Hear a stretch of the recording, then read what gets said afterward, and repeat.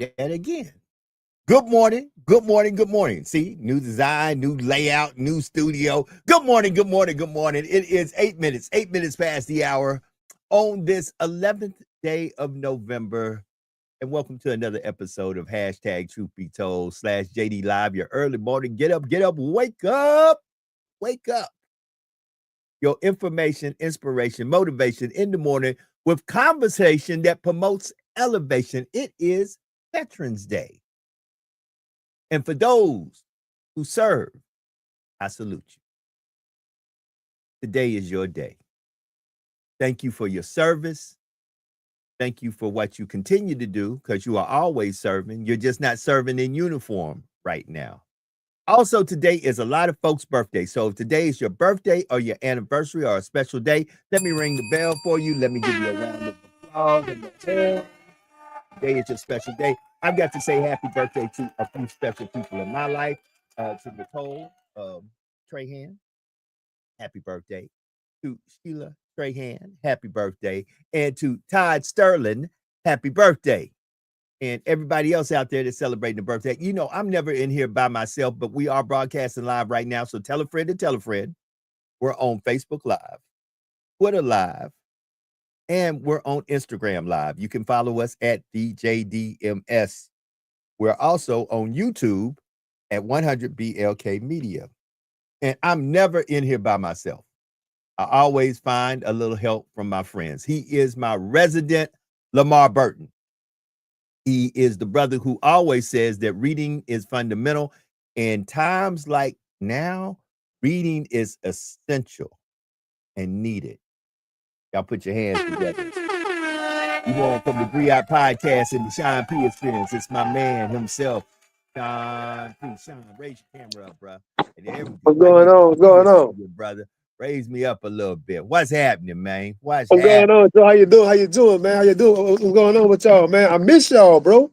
Man, I'm busy. I took a few days off myself, man. I had to get away. I went down to the reservation in Lorman, Mississippi, and watched them Alcorn Braves put a pure belt to butt to Southern University. I took the day off before I went. I take the day off after I got back because I needed to you gotta recover. Yeah. Hey Joe, I was on that iTurner mission. I had 4 shows in 3 days last week. You know what I'm saying? I saw. Man, listen, I was busy. Check out, let me go ahead and give this brother his flowers. Man, if y'all don't check out the Griot Podcast and the Sean P Experience, you're missing some of the best interviews with some of the biggest names in literature and in writing in the world. Not in the United States, in the world, Craig, in the world. So I'm gonna let him get his camera adjusted.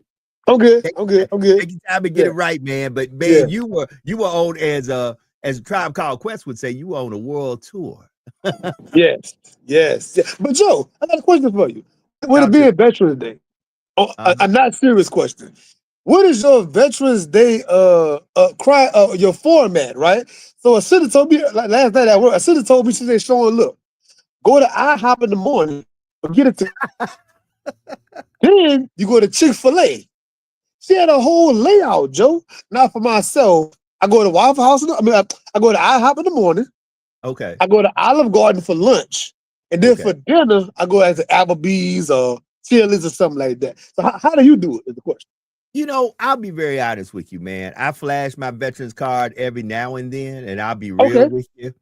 Yeah. I really don't go for the free meals, man. I really, believe it or not, most Veterans Day, just like this morning, I wake up, I have to do this podcast, and believe it or not, because of the occupation I'm in, because I'm still serving, I'm not in the military serving, but I still work in an agency, and I'll still work for the government, local government, and for federal government, because I work for a couple of agencies. Man, I'm still working.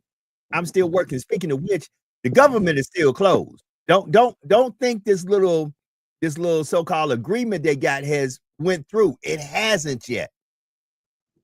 So the government is still closed, and y'all need to pay close attention to the government still being closed. Because watch this. It really didn't start shifting with the moderates deciding to join in with the Republicans until, let me say this, they're not concerned about poor folks. I'm gonna say that again. In my humble opinion, and I might be wrong, Sean, they're not concerned about poor folks. When all of a sudden that airport congestion, because guess what? A friend of mine said it yesterday. Poor people ain't flying. No. When all of a sudden those planes are being delayed, and folks who got money, and some who got money can't travel and move like they want to because the government shut down. See, somebody got some calls from some folks who know how to move votes. See, if your vote don't count to them, they don't care about you. I need to say that again for somebody to understand. You got to start voting, because they already know who's voting and who's not. And y'all keep on trying to convince one another that your vote don't count to the point that you stay at home. Well, it don't count, because they look, and guess what? They not concerned. If you not putting them in office, they not concerned about you. So since the people who are putting them in office started going, hey man, I'm here at this airport. Yeah. And not only is my flight delayed, I got to reschedule tomorrow or day after tomorrow. Man, I got business to take care of in Chicago. I got business to take care of in New York and LA. Let's talk about the business of politics, Joe. Those that's doing the lobbying, those that's doing the funding, those that's doing the behind the doors, putting the money up. Yeah, they make a phone call. Man, something gonna move. Right. Something, as you see, now 8 have decided to get with the Republicans. Yes. And it has caused a major rift in the Democratic Party. Yes. The Democrats were trying to hold to their guns to get everything they wanted. Yes. At least to get it on, and let's just call it what it is. I'm going to say this. There are those who may disagree with me. Donald Trump hates anything that's got Barack Obama's name on it. Yes. He doesn't hate the Affordable Care Act. He hates that y'all call it Obamacare. If y'all call it Trump care, if y'all call it anything but Obamacare, go fly. There will be absolutely nothing happening to that situation. But anything with Barack Obama's name on it, or anything that Barack Obama gets credit for, he cannot stand. It's like his sworn enemy to the end. His sworn enemy. Bruh, if I didn't know better, I think that Barack Obama and Donald Trump is seriously Batman and the Joker. Yeah. I ain't gonna tell you. I ain't gonna tell you who I'm making Batman, and I damn sure ain't gonna tell you who I'm making the Joker. But they really make me feel like they Superman and Darkseid. You name it, man. You name an arch nemesis and a villain. That's a villain and a hero. That's who it is, man. I mean, I'm like, Lord have mercy. But we are the people who suffer in the process. Yes. Now, let me say this. I am happy that they are coming to a place to open back up the government. But once again, I always want to tell people, we always talk about things, but at what cost? Okay. It seems to be now, and this is another thing, Sean, I was laughing about last night. Every interview, and I saw 10 different interviews. I wrote them down. 10 different interviews, 10 different places in the United States of America. And every interview, when it came down to SNAP benefits, was somebody interviewing a person of black and brown color about their SNAP benefits. You know what amazed me about that, Sean? Statistically, black and brown people aren't the biggest recipients of SNAP.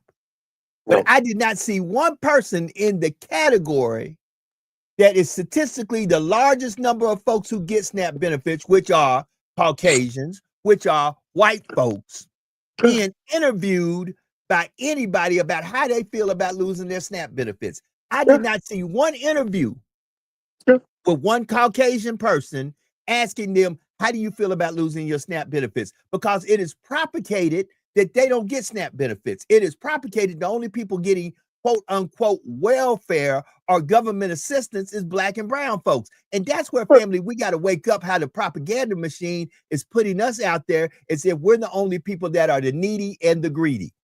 But Joe, back to the power of reading, right? We see when they first started making these housing, government housing situations, that wasn't for us. Right. When they first started making public housing and all that wasn't for us.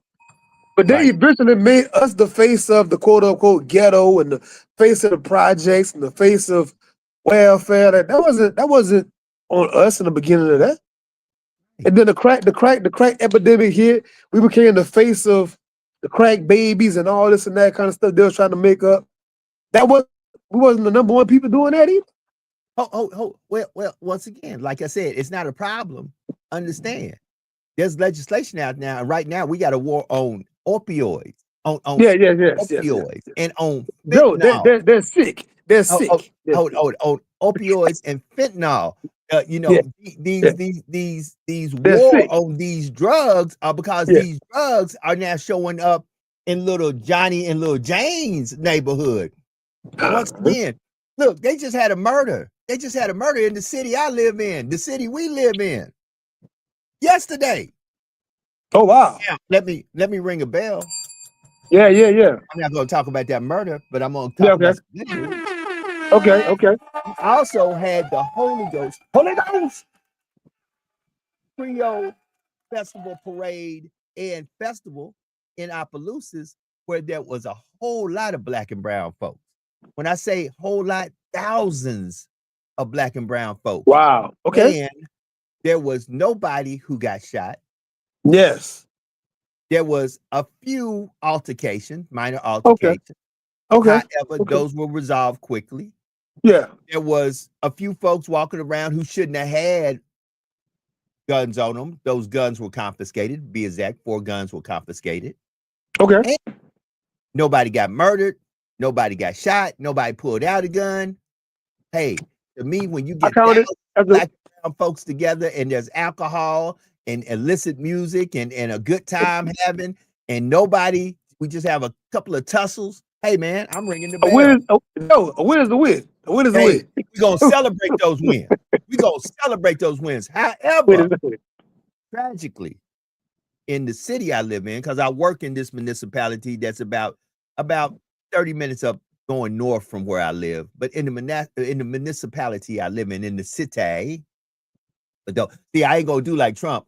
Folks will go, Joe live in a municipality? What's that? See, that's just like the tariff game they played on you. Everybody talked about Republicans hate taxes. And Trump came in and said, I hate taxes too, but I'm going to levy a bunch of tariffs. And somebody said, wait a minute. Somebody who reads, John said, I never forget how my guy did it.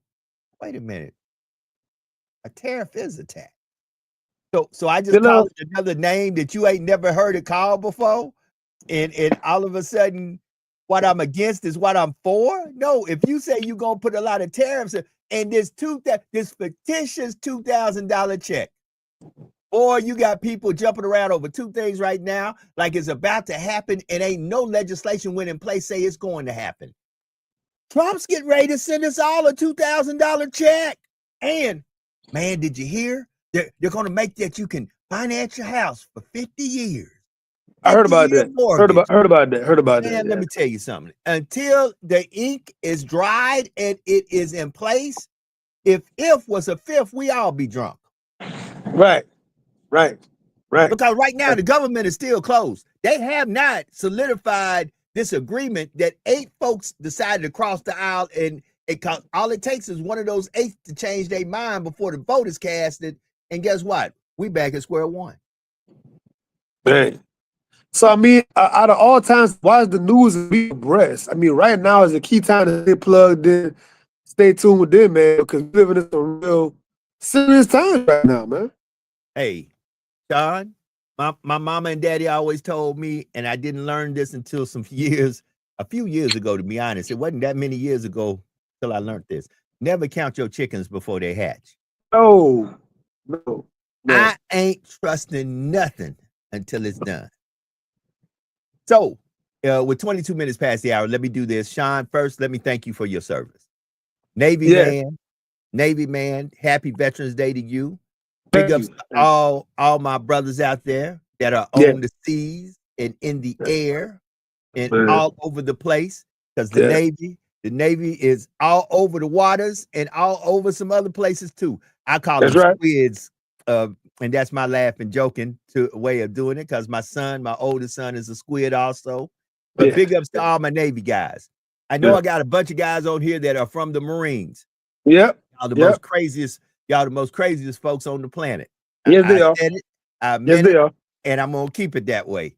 Yes, they big are. ups to all my brothers who served in the Marines, to all my people who got a job, a regular job. Y'all ain't in the military, but y'all wear uniforms and y'all look like y'all in the military. Y'all Air Force guys, big ups to all my guys who got a job in the Air Force. Happy Veterans Day. That's a joke. That's right. Pat and a couple other guys I know that's in the Air Force. That's right. To my Coast Guard guys, y'all some hardworking dudes too. Y'all ain't nothing but police in another manner with a little more authority. So big ups to my Coast Guard guys, to my Merchant Marines, they veterans too now. In case you didn't know who the Merchant Marines are, you might need to look up at them also. Hey, to all the armed forces is out there, including the National Guards and the reserves. If you served in the reserves or the National Guard of any of these branches, happy Veterans Day to you. Well, Joe, let me ask you a question real fast as far as this topic, right? Uh-huh. How would you imagine being in the military active right now under the current administration? How would you envision that if that was your case? Son, I don't know. My oldest son is in it, and there's some things that are different, Sean. I know. Yeah. I don't know when you got in. I've been Army strong. 2000. I've been Army strong since 1985. That's when I raised my hand and swore an oath to the Constitution to defend it with my life if need be. Yeah. Let me say the following about the military. Military has really seriously changed. When I was in, it wasn't that we didn't do things with the Navy, the Air Force, the Marines, or any other military branch or any other government entity. Yes. We kind of had our own thing, and every once in a while we might come together, we might not. Man, right now, everybody, JSOC is the new thing. That's what my son always tells me, Joint Operations Center. Yeah. I mean, everybody in the same roof, in the same room, talking the same, and I never had that pleasure. I never had that pleasure.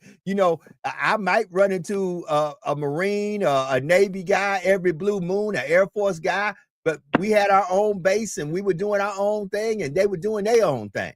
It's different these days.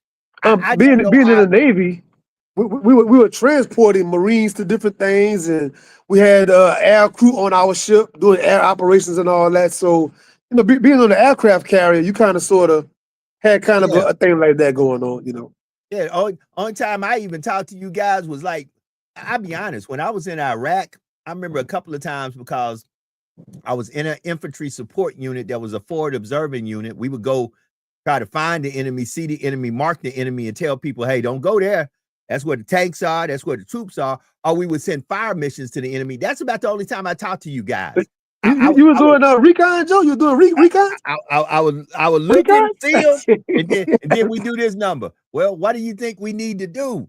Well, I think we might need to drop a little artillery on them. So I would call my people first. Hey, guys, we saw some guys. Yeah. We've got the map, and we know where they're at. Why don't y'all drop a little artillery on them? They might be busy dropping artillery on somebody else, and guess what they tell me? The airspace is full right now, sir. You're going to have to direct that to another somebody. So then I go through my little list. If I check with my folks first, then I check with y'all. I say, hey, do I have a cruiser or a destroyer off the coast that can drop a few Tomahawks? We got some people out here we need to get rid of. And they'll either say yes, no. That's the only time I talk to you. I talk to the Navy when I need a couple of Tomahawks. Look, guess what? Y'all got some pretty good guns on y'all ships too. You better believe it. Hey, I need to drop a fire mission and have them. I need them 155s to drop a little Willie P for me, a little white phosphorus for those who don't know what that Willie P is. Hey, I needed to stick the kids. So that's what they used to say, because napalm stick the kids. But that's the only way I talk to you. That was it. Yeah. I only one time talked to a Navy guy who was a pilot. We were trying to get some infantry off our tail. And all our warthogs was, and y'all had a Hornet out there. And the Hornet said, don't worry about it, sir, I got you. And all we heard was a sonic boom and a beep. And next thing we know, he said, ain't no, whoever was chasing you ain't chasing you no more.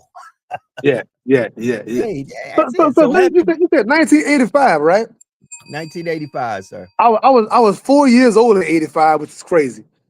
Tell me, if you can, your most proud, veteran moment, or your most proud veteran memory, like, man, Sean, if it even exists. I don't know.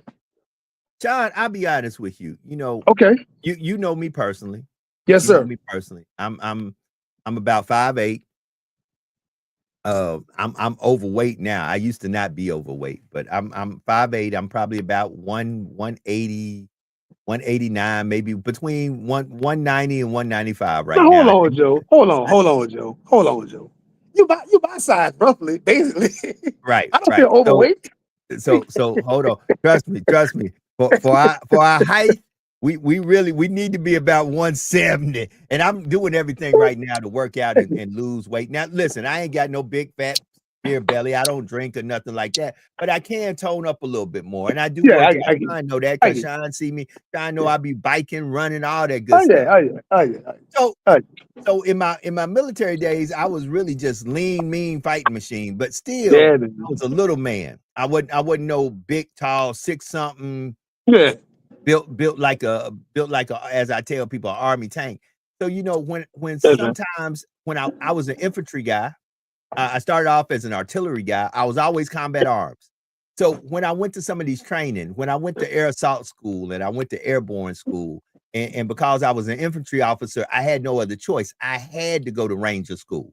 That's a part of it. You got to either pass one or the other, or even if you pass airborne and don't pass air assault, or you pass air assault and don't pass airborne, as an infantry officer, you got to go to Ranger school. It's back when I signed up, it was like you ain't got a choice. Yeah, yeah. When I made it through these trainings, I was very proud of myself because I didn't think I Wow. could make it because I was small. I didn't think, but then I learned about leadership, mind over matter, and I found out that a lot Yes. of the stuff you go through in life, it has nothing to do with you physically. It has to do with mentally. You done told yourself what you can and can't do. Come on, man. So one thing the Come on, military man. taught me is Yes, sir. half the stuff you saw in the movie is a lie. Yeah. That ain't the military. No, You come on. can make it. You can do it. You just have to discipline yourself to put Yeah, in a regiment where the sacrifices you make, it will yeah, happen. yeah. As Jules just said, and she was correct. It's your attitude. Your Yes, attitude yes, will connotate and dictate the altitude, how high you yes, go. yes, When I put myself to a place, Sean, that I said, you know what? I'm going to eat healthy. I'm going to run 3 miles a day every day. I'm going to do 1 mile hard in the morning. I'm going to do 1 mile midday hard, and I'm going to do 1 mile in the evening hard, which equals up to 3 miles.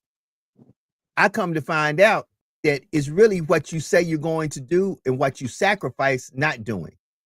When I stopped eating some of the crap and I started running and I started understanding the air intake and how to run, I was running country miles. When we would go on some of those we were notorious for doing 5 mile runs in the morning. yeah, It was nothing. We would wake up, do formation, let's go run. And we would run until we couldn't run no more. And yeah, after a while, you start running so much that it becomes second nature. It's just like when people who are overweight start working out, and all of a sudden they wake up one day and say, "Man, I done lost all this weight. What happened?" Your mind said, "Stop doing that crap that's killing you," and your mind did something that would make you more healthier. And you just gotta look. My proudest military moments is the times that I passed schools that I thought I couldn't pass, and the camaraderie I had with some of my fellow military soldiers, sailors, airmen, Marines, folks that I served with, where there was times I was in Iraq and we're sitting out in the desert at nighttime talking about home and high school and back. Times I was in Somalia, times I was in Bosnia, times I was in Panama, times I was in some godforsaken country with some other country boy that was either yeah, from Tennessee or from Louisiana, Mississippi, yeah, Alabama, or from Boston, Massachusetts. I had a very good friend of mine that was from Boston, used to talk crazy. He's always, "Man, I'm gonna go get me some coffee and some chocolate. I don't know what y'all yeah, doing over here talking yeah, crazy." yeah, And these yeah, people you meet, man, you want. yeah. I got lifetime friends now. I got a Yes, partner at Fort Sill, yes. Oklahoma right now. He live in Lawton, Oklahoma. I go see him from time to time. I got my partner, Darren, big ups, hold it. Darren Byerson, me and Darren, not only were we in the military, we got out the military, stayed in a foreign country for a year or two, not in the military. You know, my oldest son is half European. And so we lived a life outside the military in a foreign country, working. I worked for the embassy at that time. I mean, bro, I got so many memories I can't even begin to tell you, Sean. Wow. What's some of your fondest memories? Talk to me. Yeah, I was saying, can I share one? I've never said it publicly before on any podcast, anything like that. This is kind of exclusive, right? So the year after 9/11, we were on deployment overseas, and we're in Australia, right? We were in Darwin, Australia, Joe. And this is the first time the U.S. Navy is going to raise up the "Don't Tread on Me" flag to commemorate 9/11. Right, the yellow flag with the snake. Yes, because we're in Australia, we're ahead on the time zones. So whenever they select me to raise up the yellow flag, it's like world news. My mama has news clippings of me all over all these magazines and news. But now, of course, back then, this is like 2002, something like that. I had no understanding. There was no social media. There was no smartphones and all that. So this is unbeknownst to me. I'm like an 18, 19-year-old kid.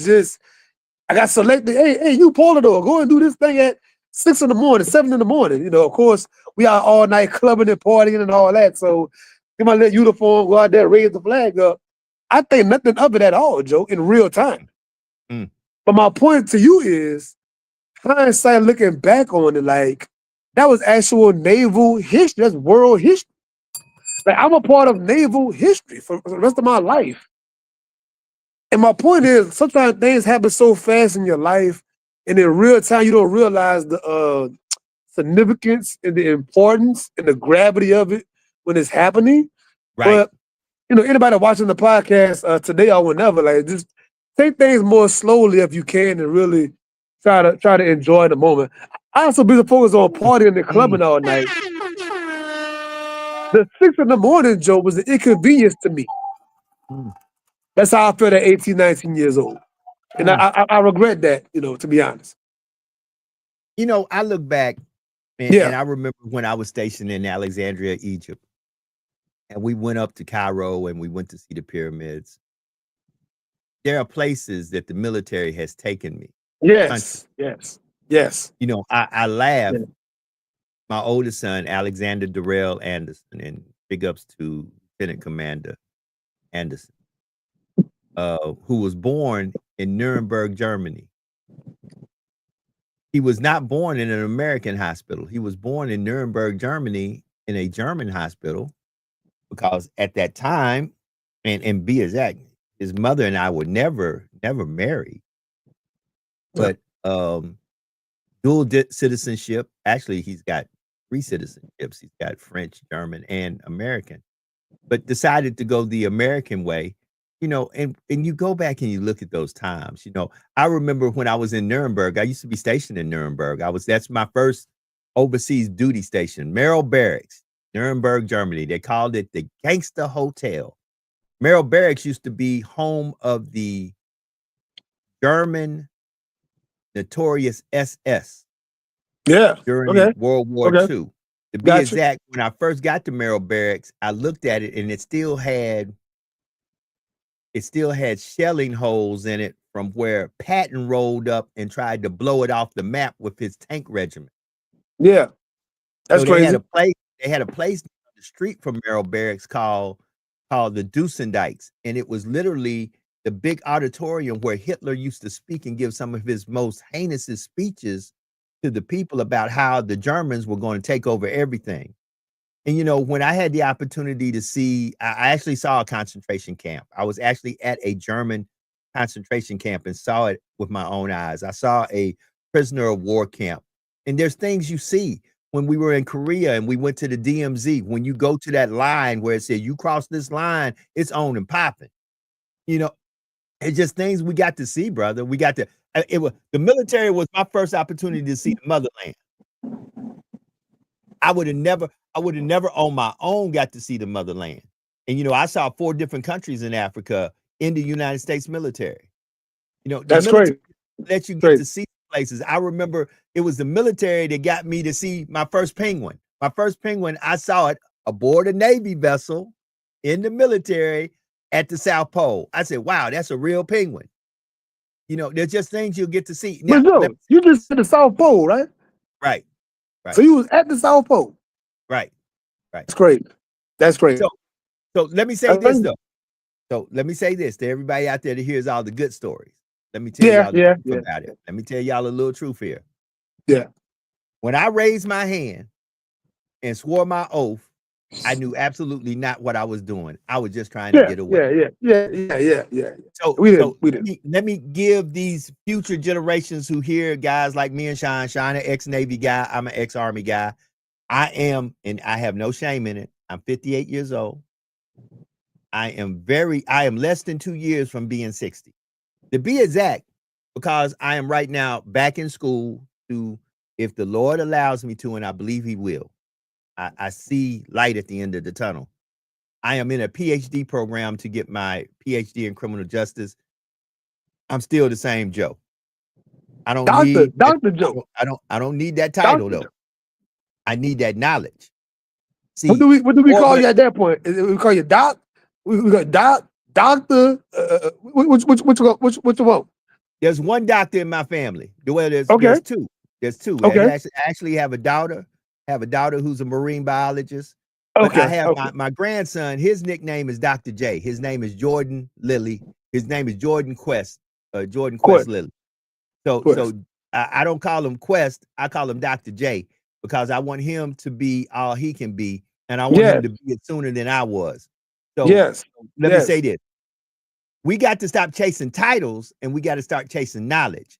A lot of folks don't know. In this program, I'm starting to learn there's a difference between social media knowledge, because a lot of y'all are social media doctors, social media lawyers, social media commentators, but y'all don't understand the rules that are really governing what's really going on. Y'all only know what social media told you. We've got to do better. You got to put something in you they can't take away from you. You know what I was saying, Joe? Watch this. You can take away my title. Yeah. You can always take away my title, but you can't take away the knowledge I obtained. No. What I was saying to the social media knowledge thing, right? It's good for a jump off point. It's good for a starting place. Mm-hmm. But I would definitely implore anybody watching this, after that jump off point, go to some deeper levels on that thing. Mm-hmm. So Google is great. ChatGPT, all these things they have now, they are great to get a good surface summary of, a general idea of this thing. But I gotta go and get deeper than that to be able to talk about it. Sometimes, let me give you a prime example. I just left Little Rock, Arkansas. Okay. Sometimes you got to go to the place. Normally, when I go to Little Rock, there's two things I've seen in Little Rock. I've experienced in Little Rock. I think everybody, when you go to a certain place, you got to experience what the natives see. Even though I went to the Clinton Library, first presidential library I've ever went to, still got the tickets where I went to the Clinton Library. I also went to Central High because that was the school that got integrated. Yes. And has a history of its own. Yes. So I got to see everything to have an understanding of anything.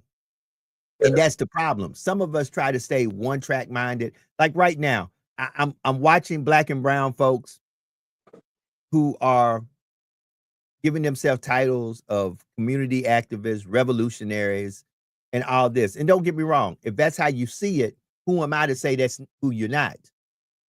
However, go and read about Huey P. Go and read about the Black Panthers. Go read about Marcus Garvey. Go read some W.E.B. Du Bois. Go read some Shirley Chisholm.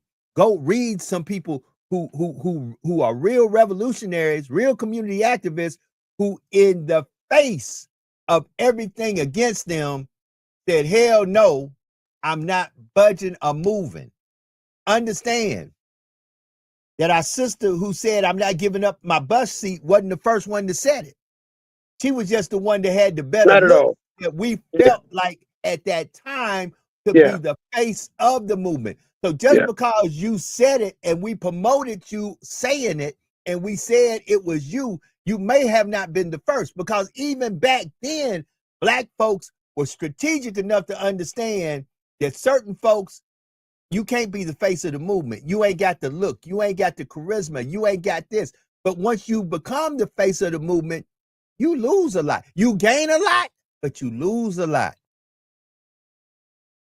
Just think about it. Yeah. Everything has a cost. I mean, everything has a cost. I'm gonna say this too to add on to that. For today's activists and all that kind of stuff, these self-proclaimed titles, it's real easy behind these gadgets and phones to do something like that, man. Because you're not putting any real skin in the game, as they call it. Back then, it was certain things you had to go out there and really actually do, like most things in life, to really call yourself something like that. Even in the underworld, Joe. Even in the underworld, you can't call yourself to be a gangster or this and that without certain things you got to go out there and do. It's just how life was. But now with these devices, I can call myself anything right now. And who's to say otherwise? You know what I'm saying? So, call yourself anything. So I just look out the left corner of my eye, Sean, and it says here, Trump denies affordability is an issue, claims that the root cause are a con by the Democrats. So once again, now listen to what I'm saying. The verbal jujitsu coming out of the Republican Party is mastery. Man, they verbal jujitsu and how they man, listen, these are Jedi Knights. These are not, and they have in the Matrix. Yeah, that one hand. That one. Convince folks, these are not the droids you're looking for. And a lot of folks out here had the mentality of stormtroopers, easily manipulated. Guess what y'all say? Oh, go ahead. These ain't the droids we're looking for. Keep moving. Y'all got to pay attention. There's no way on earth you can control the presidency, the Senate, and the House of Representatives, and everything ain't your fault. Everything good, you get credit for. Everything bad, it's on them other folk. It don't work like that, baby. It don't work like that. As a man in a house, that I am the king of my castle. Everything that happens in my house, I'm responsible for it. If it's good, I'm responsible. If it's bad, I'm responsible. I am accountable and responsible for everything that happens underneath my roof. I can't jump up and say, oh, the kid, y'all the blame. No, I gotta look at my parenting.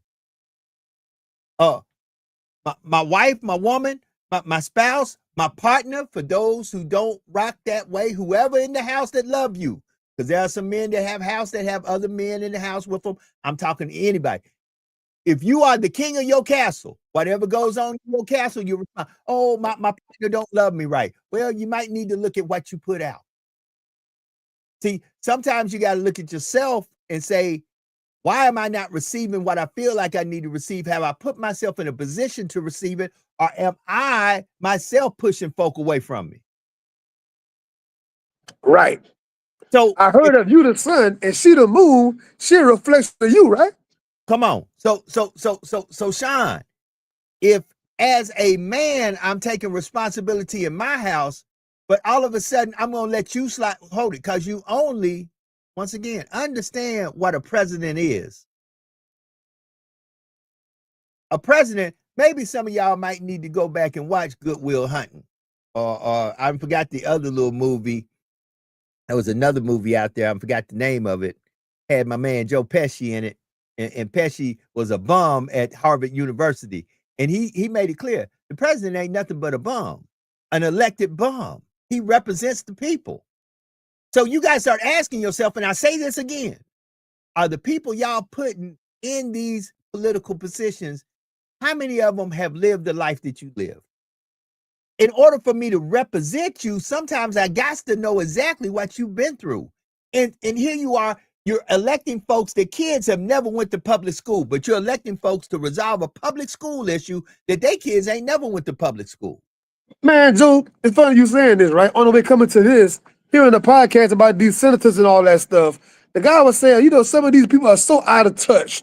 They've been in politics 30, 40 years. They're not on the ground level with the people no more. They talk to a couple of little pundits and all that. They talk to a little lobbyists. They go on CNN, make a little thing. But like for the most part, they're on the congressional floor and all that. They're not dealing with the everyday people no more. They're detached. They're detached. Listen, we have folks that we elect to office that come from the hood. Ho, let me stop, Sean. We got folks that and once they get a taste of that Kool-Aid called politics, all of a sudden they forget. Boy, they forget. Boy and girl. Let me say it just like that. Y'all forget where y'all come from. Then y'all try to figure out why when you dive into that water that is shark invested, stay true to from whence you came. If the hood got you in there, stay true to the hood and help the hood out. But oh no. And it's not all of you. Yesterday, I talked to a pastor. I got to say this, Sean. It's 11 minutes to the top of the hour. The pastor said something that moved my soul. We constantly criticize the church. When are we going to start criticizing the parishioners? Because you go to church by choice. Ain't nobody put a gun to your head and make you go to church. So if you go, watch this. That's a good thing. I'm going to say something and put a little my dirty laundry out there. I have people all the time asking me, why are you not a part of a certain organization? Why are you not a part of this group or that group?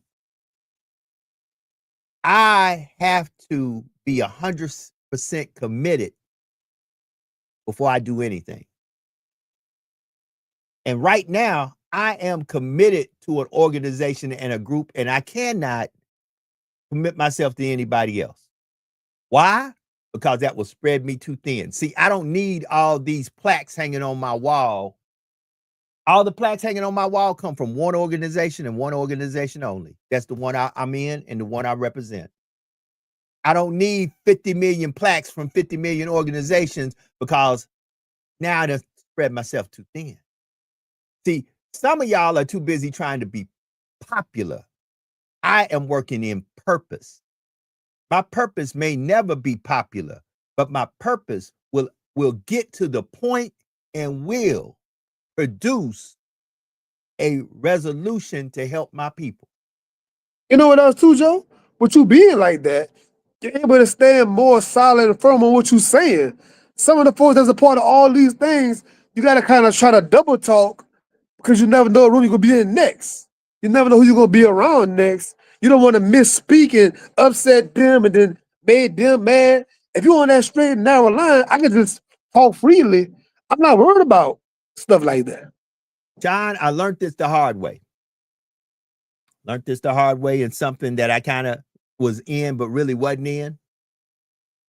You've got to figure out what your lane is and stay in that lane. Now, understand, you might not.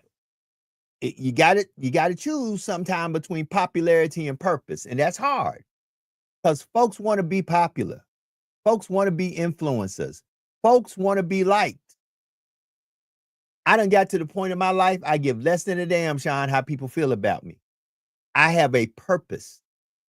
And that purpose is to be a beacon to my family, to my children and my grandchildren. When I walk across this stage in August of 27 and I get hooded, Dr. Joe Anderson, I could care less how y'all feel about it. But I will say the following, and I could care less. Some of my family members done told me, man, you stupid. What you doing, bro? That don't make no sense. I could care less. But guess what? I know one little boy named Jordan Quest Lilly. He gonna have a picture of his grandfather in his doctoral robe with his hood on. And every time somebody say, Jordan, what you can't do, guess what Jordan gonna tell him? My Papa Joe at age 60 went and got his. I'm gonna go get mine. Looking like a Jedi master. A Jedi, Bruh, a Jedi master. Hey. I'm working right now on a custom robe. Some folks don't know. I might take the hood off and I might straight up and come out. I might reach deep inside the thing. Hey, at that point, Joe, you are the one. You are the one. Hey, they really don't know, brother. I cried until I didn't cry yesterday. I was on a lecture yesterday. It was the most boringest lecture of my life. I called my better half and I said, oh my God, this is the type of dude you want when you want folks to confess, because they're going to confess just to shut them up.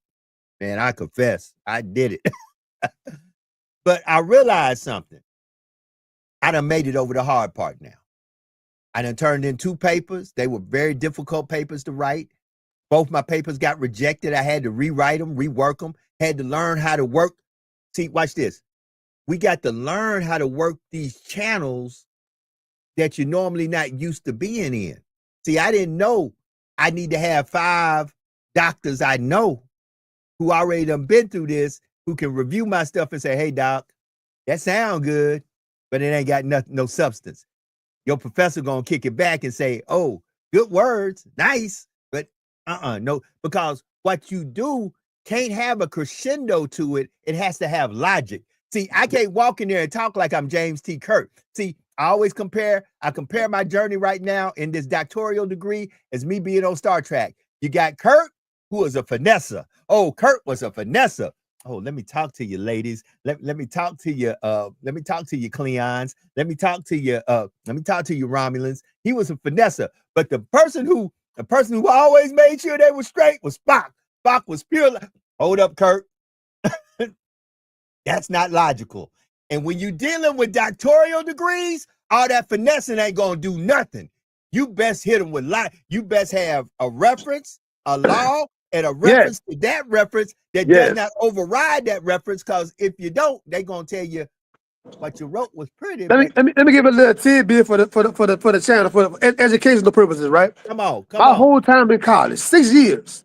That first week of class, Joe, like a scrimmage game to me. That first paper I write, I'm trying to find out how the professor gonna grade the paper. Come on now. I know the rest of the semester he grade hard, he grade lenient. I know how to write now.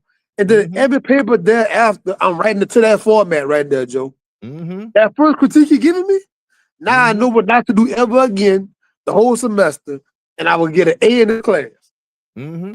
Once I know how they are grading this thing, that's a wrap, Joe. Hey, that's a wrap. Guess what? Hold on. And in the words of Danica Lynette Anderson, no one half the battle. All right, family. 5 minutes. 5 minutes. Yes, sir. Yes, sir. Hour. I'm going to say it again.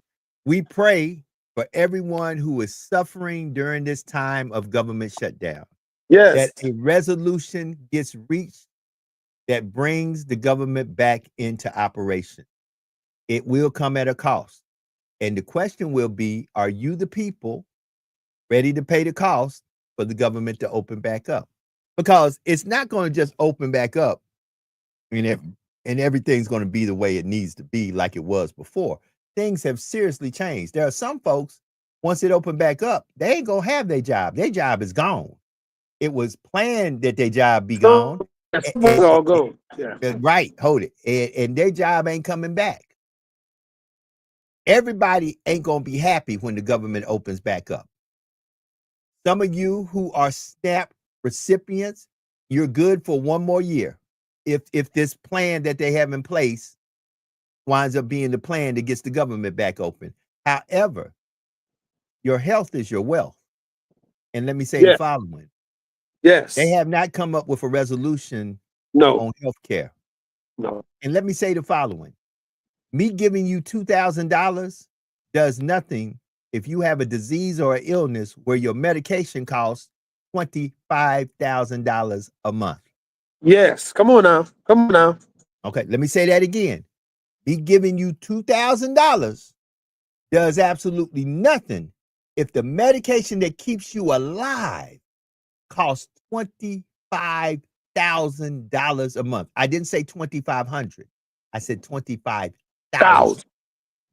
Zeros. There are people who have medication right now that their medication bill is upwards to tens of thousands of dollars monthly.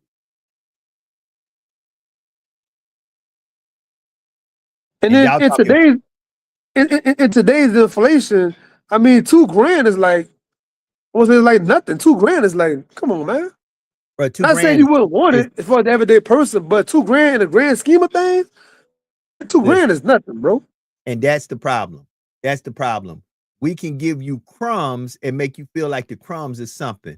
Then you got all these social media influencers and these so-called real estate gurus talking all this. Listen, I ain't got time for that. First of all, how did you get it? How did you get it? Did you get it out the mud? Or who did you sell out to get it? Because see, look, I'm in the business. I'm in the business, Sean. Folk don't know how many investigation and interrogation rooms I done walked in where your boy or your girl who, when they in them streets, I ain't snitches. Snitches get stitches. But as soon as I walk in the room with a couple of folks, they the first one talking about, I tell you everything. Hold on, Joe. Hold on. Wait. They talk before the Popeyes chicken? Now, before the Popeyes chicken. Before the Popeyes? Before the Popeyes. Before the Popeyes. See, mind you, on the first 48, you know what time it is when you see it with the Popeyes and the burger from McDonald's. Oh, they done told. Hold it. They tell us, a lot of them tell everything before that. They should be sponsored by Popeyes, man. Sponsored by Popeyes. This snitching session is sponsored by a 2-piece and a biscuit, okay? They ain't built like they used to be. I can say that. I can listen. I say that to my son all the time when it comes down to the military. I didn't have no mobile device when I was in the military. When I was in the military, when I was in college, and my father made me go to the military because he said in order to be a good officer, you got to know how it feels to be a good private. I remember in my private days, in my 4 years of college, I remember my first basic training at Fort Sill, Oklahoma, where one drill sergeant black snatched me up by the collar and literally skull drugged me to the back of the formation and said, say it again, boy. And guess what? I didn't write him up. I didn't go crying, talking about he put his hands on me. He told me this: you best be glad I'm touching you. If you ever fall into a POW camp, you're going to really know how it feels to get somebody to put their hands on you. I ain't a big Pete Hegseth fan, but Pete did say something that made a lot of sense to me. We got to stop being soft on this thing. These people we preparing folks to go to war.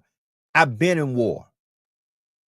I've been in conflict. I've been in a military conflict with the other person on the other end with a Russian-made AK-47 with nothing on their mind but taking my life.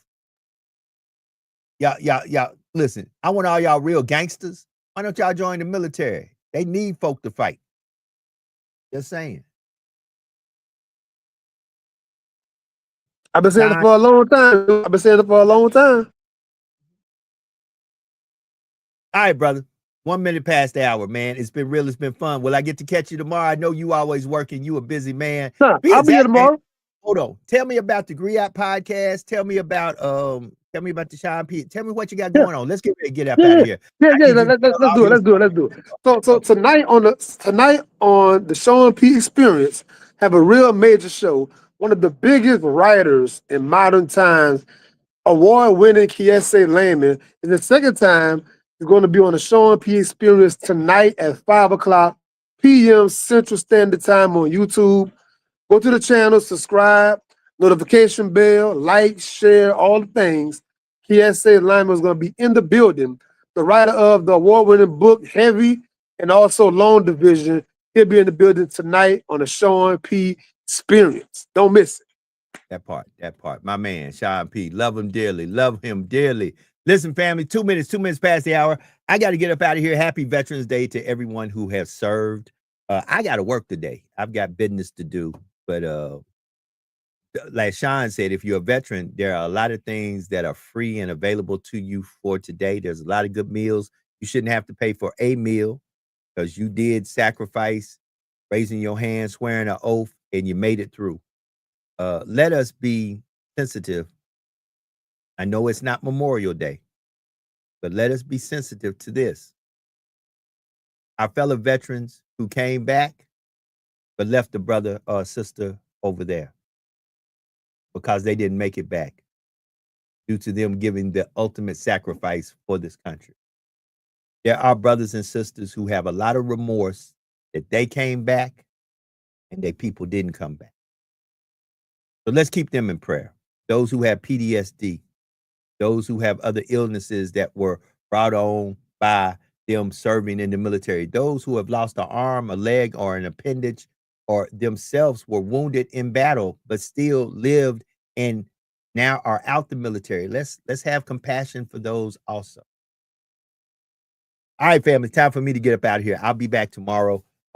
This whole month, I may be in sometimes, I may be out. And newsflash, starting in February of next year, I'm gone until Essence.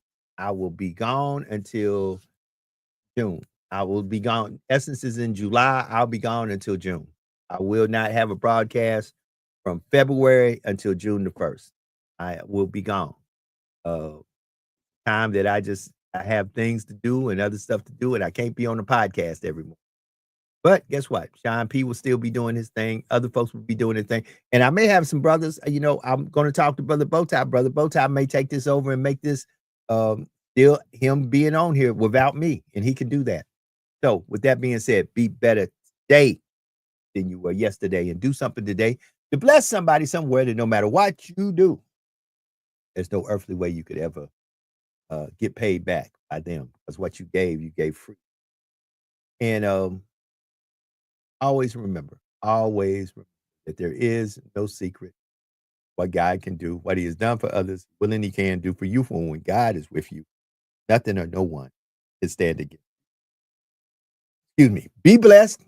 Have a great day. It is Veterans Day. For those of you who are celebrating Veterans Day, for those of you who are off on Veterans Day, remember, we are the home of the free because of brave. Up out of here. Peace.